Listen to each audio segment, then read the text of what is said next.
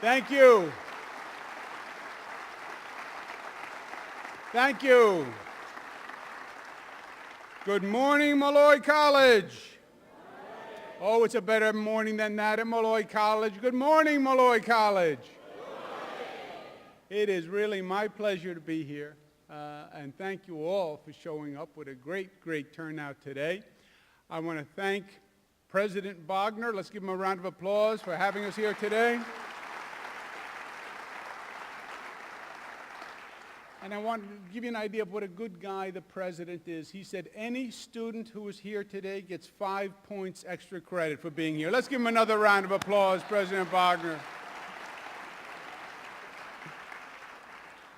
County Executive Ed Mangano, who's doing a great job. Let's give him a round of applause. You heard from my colleagues, Assemblyman Charles Levine. Pleasure to be with you, Charles, and your colleagues. Senator Jack Martins. One of the things that I think we did well, and one of the things that made this year in Albany different than past years, is we understand we all come from different political parties. We have Democrats, we have Republicans, but we also understood that there was a place for politics and there was a place for government. And yes, we're Democrats, and yes, we're Republicans, but we are New Yorkers first, and we are there to do the people's business.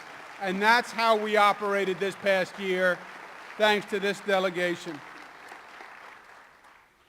I've been governor for about a year, as you heard.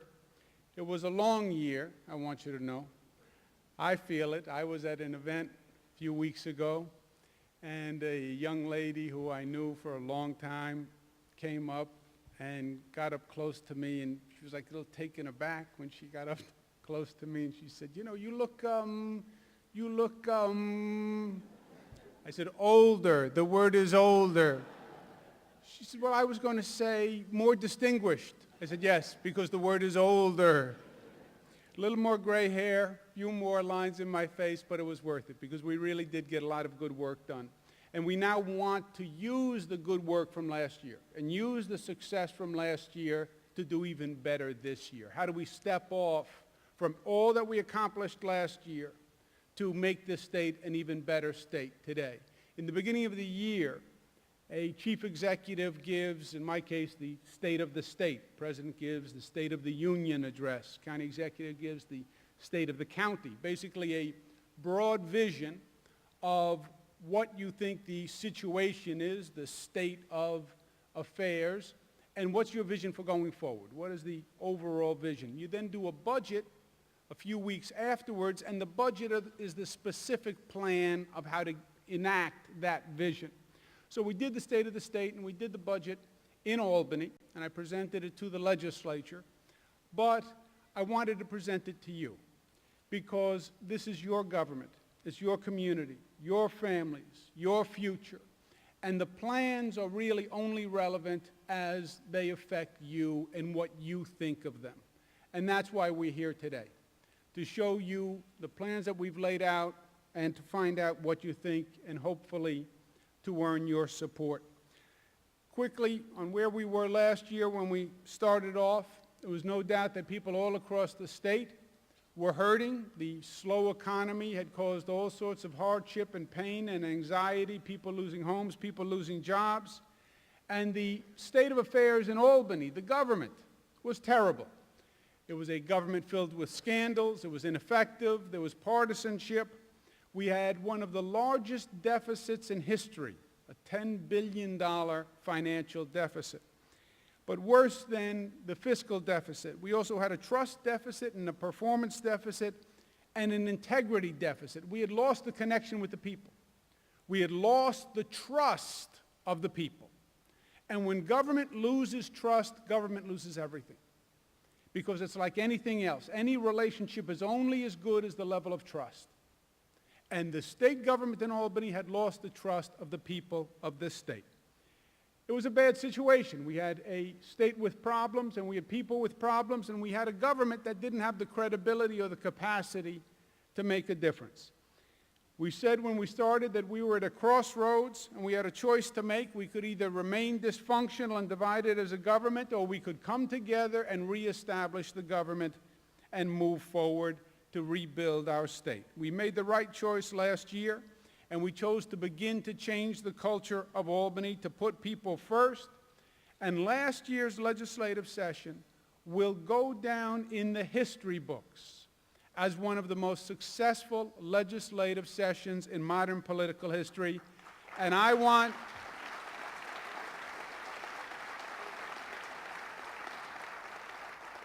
and the credit goes to the legislature, the assembly people and the senators who really put politics aside and did a great job for their communities. And I'd ask your delegation to stand, which played a leading role. Please, Senate and Assembly, please stand, and let's give them a round of applause for their great work.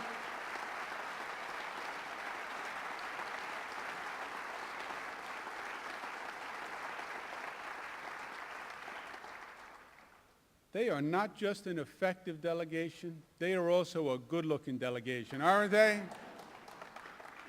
They applauded for that one.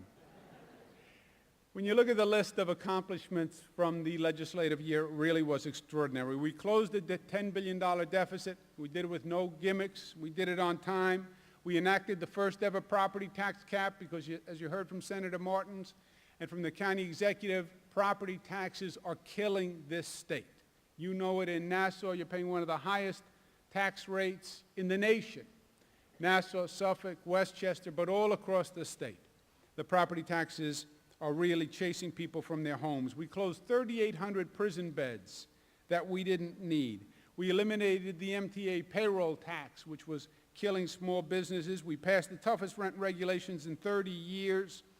And we launched the New York Open for Business campaign, which is an entirely new economic development campaign for the state, bringing regional councils into the picture because this state's economy really works in regions. Long Island is different than Western New York, is different than the North Country, and our economic development strategy brought that to bear. We passed an affordable energy policy for the first time. We provided desperately needed flood relief for those areas that were affected from Hurricane Irene. We passed ethics reform, and we attacked chronic high unemployment among inner-city youth with a jobs program. We also had two amazing accomplishments, in my opinion, one in the field of social justice and one in the field of economic justice.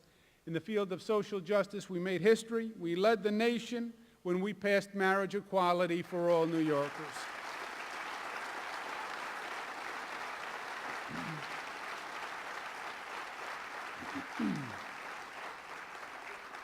But we didn't stop there. For decades, New Yorkers were dealing with an unfair tax code. And believe it or not, it was this simple. Whether you made $20,000 or $20 million, you paid the same rate of taxes under the old code. Think about that for a second. Same tax rate at $20,000 or $20 million. It was just plain wrong. And we brought fairness to the tax code with a very simple policy. The more money you make, the more you pay. The more money you make, the higher the rate you pay. And at the same time, we gave the middle class a tax break that they need, people from $30,000 to $300,000, and they now pay the lowest tax rate in 58 years. Now,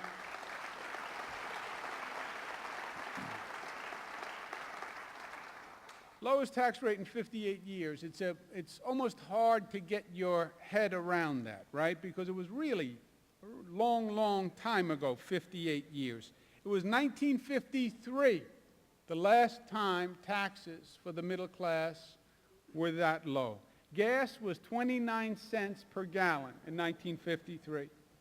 Elvis Presley was being registered for the draft in 1953. Jackie Robinson was playing second base the last time taxes were this low.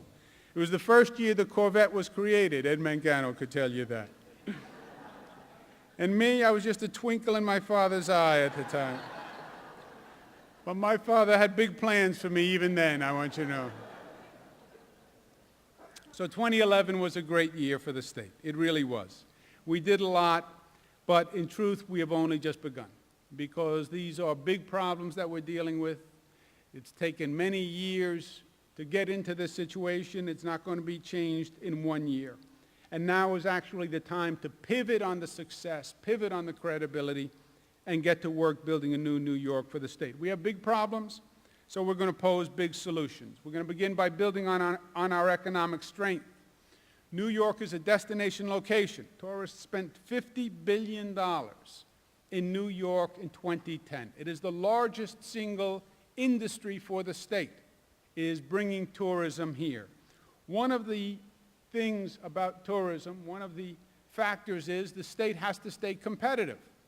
Otherwise, other regions who are competing with you every day, they will catch up. Convention centers are an important economic generator. They bring trade shows, they bring people, people bring dollars, they use hotels, they travel when they're here. And New York has a convention center now in Manhattan called the Jacob Javits Center. It opened in the mid-'80s. It was in truth obsolete before it even opened. Even when it first started, it was too small to deal with the really big shows. Since the time it's opened, we've been passed by other cities, other states all across the country, and New York is now number 12 in size, and frankly, we can't compete for the big shows. I want to change that. I want to build the largest convention center in the nation here in New York.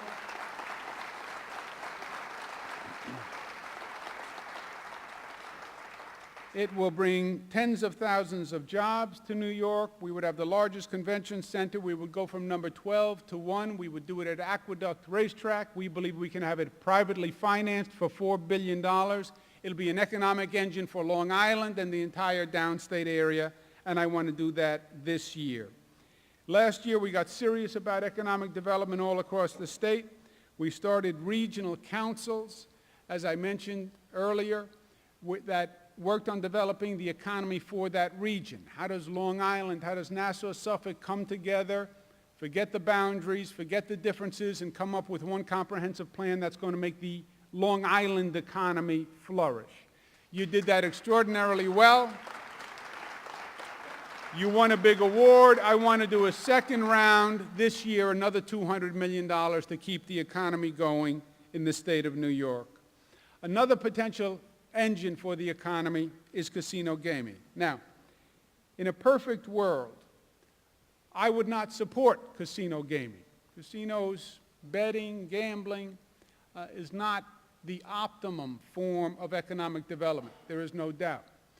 But it is not a perfect world, and it is time that we actually confronted the reality of our situation. Our state constitution says the state cannot have casinos, cannot have gaming. So technically, we don't have casinos. One exception is we have casinos on Native American reservations because they're exempt from our Constitution. So we do have casinos on Native American reservations around the state.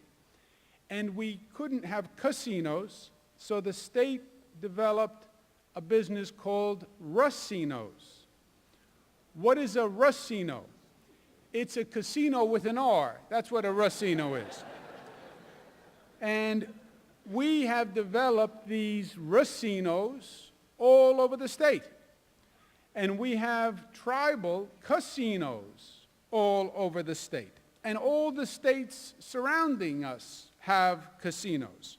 We have 29,000 gaming machines in the state. We have more than Atlantic City.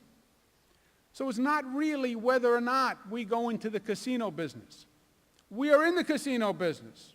We call it the racino business, but we are in the business. We don't regulate it. We don't do it well. We don't get enough revenue. My point is, let's amend the Constitution, recognize the reality, and maximize the profit and the safety of New Yorkers, and let's do gaming right in this state. It's going to take a constitutional amendment. I want to pass the first year of it this year.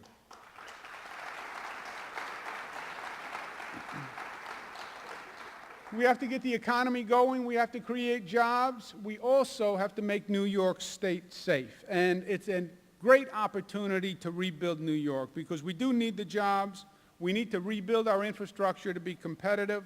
We have 32% of our state's bridges are rated deficient, 40% of our roads are rated fair or poor, and 83% of the state parks and major dams are in disrepair. I want to advance our capital program for the state and accelerate the infrastructure rebuilding. This year I want to start the improvement of 100 bridges statewide, including 6 bridges on Long Island, over 2,000 miles of roads with 80 miles on Long Island, 88 municipal water systems, 48 state parks and historic sites, including 7 on Long Island, Jones Beach, the boardwalk and the swimming pools, Captree, Kings Park, Bethpage, Sunken Meadow. And flood control projects statewide. The county executive and I worked together when we were preparing for Tropical Storm Irene and Lee.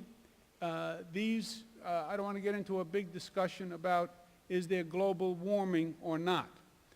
But I can tell you this, 100-year floods now happen every 2 years. So something is going on. And we have to be prepared for it, and flood control projects are more important than ever before. We also need new power system to fund and to fuel our new economy. I want to build an energy highway system across the state because we have great supplies of affordable energy in what they call the North Country on the Canada border and in western New York where we have hydropower. We have great demand in downstate New York. New York City and Long Island generate the demand, but the supply is upstate. Our problem has been a transmission capacity. You can't get the power from upstate to downstate. I want to build an energy grid and transmission service which will do for the economy what the highway grid did for the economy in the 50s and the 60s. We need power, and now is the time to do it.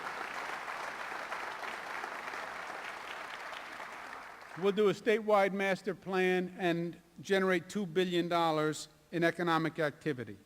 So that's our economic program. It adds up to about $25 billion in work. It's all leveraged by only $1.5 billion in state money, and it relies on the private sector to finance a large part of it because we're not in a position to do it. It's also a year that we need to focus on our priority mission. And I believe after getting the economy running, the top priority is our public education system in the state of New York.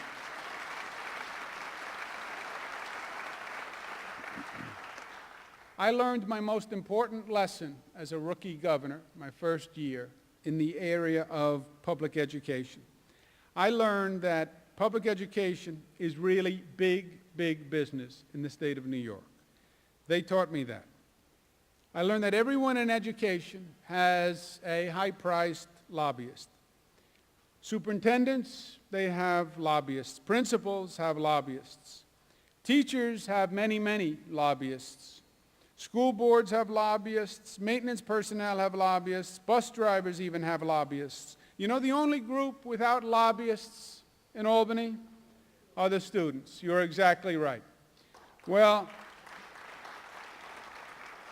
that is going to change this year because I'm taking a part-time job.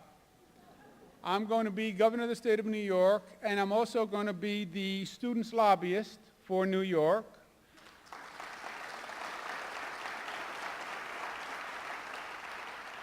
I'm taking this job pro bono, I want you to know, so there won't be any ethics conflicts. I don't want my colleagues to worry about that, because we have a crisis in education.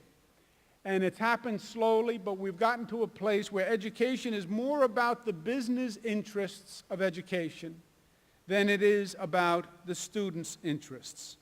And there's a reform movement that's happening all across the country that is shifting the focus back to the student rather than the industry. And we have to start focusing on student achievement rather than industry funding as a measure of success. And it's going to be a shift in thinking. We have to shift our thinking from process to results, from the system and funding the system to the effect on the individual, shift our focus from the salaries and the pensions of the people who work in the system to the graduation rates and the test results of the students who are served by the system.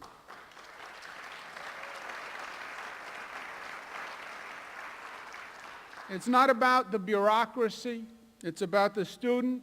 It's not about the adults. It's about the children. It really is that simple. And that's the focus that we have to bring back. We need a performance evaluation system so we know what is working and what is not working. We need an evaluation of teachers and classrooms and schools so we know the successful strategies and the less successful strategies. Now, we were supposed to have an evaluation system that was put in place 2 years ago. As a matter of fact, 2 years ago, we won a large federal grant because we were putting in a teacher evaluation system. We won $700 million in federal funding called Race to the Top funding because we were putting in a teacher evaluation system. 2 years later, 758 school districts in the state, 0 evaluation systems have been put in. And this is a crisis, and it's a crisis that's going to require action. The reason we don't have an evaluation system is because the bureaucracy has resisted it. Because the bureaucracy is resisting the measurement, and the bureaucracy won't agree on what the criteria should be. My point is, we've been arguing about it for 2 years. It's 2 more years that we have failed the students, 2 more years that we have failed to reform public education. And frankly, I am tired of waiting and tired of the excuses while we had another 2 years of students who were failed by a public education system in this state. So, what I'm saying is this. If the state education department and the unions, which are responsible for establishing an evaluation system, and they've been working on it for the past 2 years, if they don't reach an agreement and settle their differences by February 16th, I will submit my own evaluation system to the legislature to have the legislature pass it.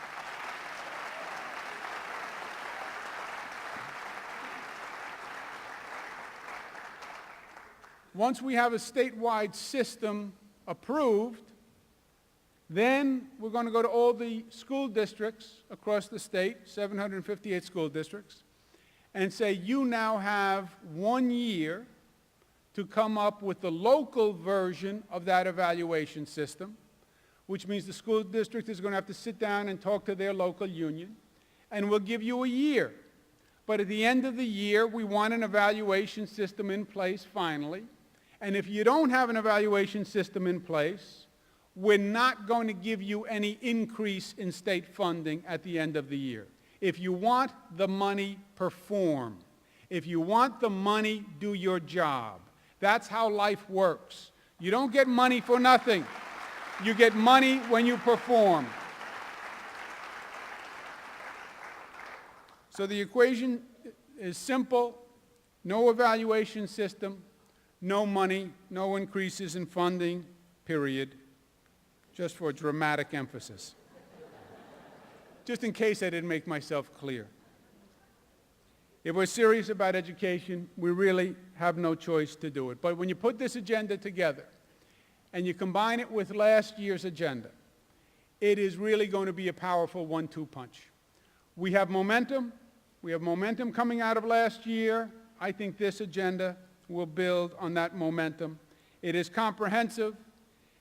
From one end of the state to the other, it does economic development, it does education. It's going to be major reform for New York. Now, my last point is this. This is massive change to the system. And change happens when you make it happen. Change starts with the person in the mirror. It's very easy to say, well, the assemblyman should do this, and the senator should do this, and the governor should do this, and the school should do this, and the county executive should do this. We all have a role to play. This is a democracy. It's a government, and it responds to you. And you have a role to play in this, because this change is very, very hard. Don't miss the point here. We're talking about changing education systems, changing pension systems. And there are a lot of powerful players in Albany, and a lot of lobbyists in those hallways in Albany who don't want to change any of this. Why? Because this is big money. And this is power. And things don't just evolve to a situation. This is a system that has been put in place very carefully over the years. And when you go to change it, when you go to disrupt it, you offend powerful interests with a lot of money and a lot of lawyers and a lot of public relations people. It is very, very hard. And what I'm asking the Assembly to do and the Senate to do is very, very hard.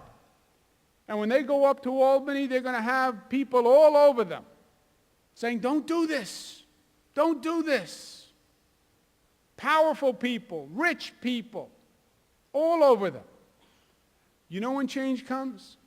Change comes when the people of this state demand change. That's when change comes.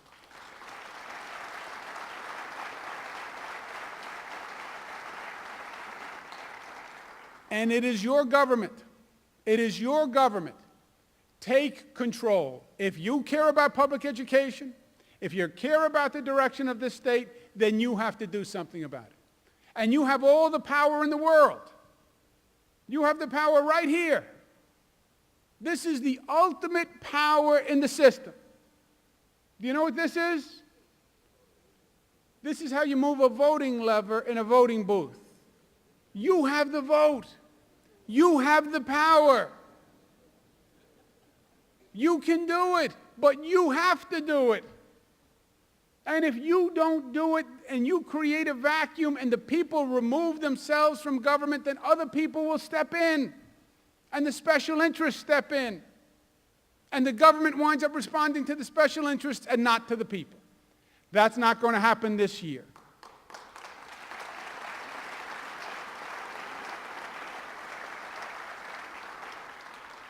I need you to get involved to make a difference.